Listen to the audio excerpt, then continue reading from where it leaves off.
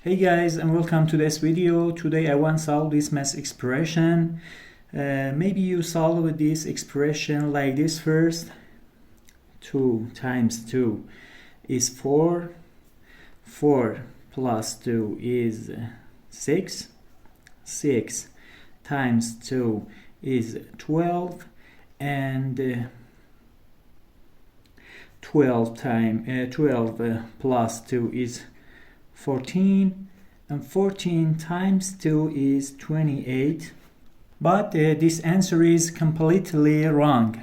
But according to the rules of mathematics, PEMDAS, we must do first parentheses, exponent, multiplication, division, addition, and then subtraction. So we have here three multiplication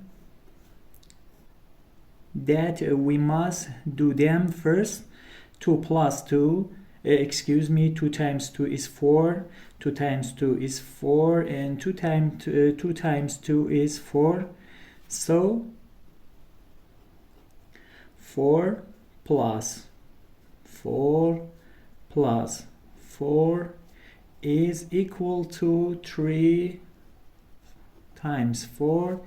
That is equal to 12. That is the correct answer. Thanks for watching.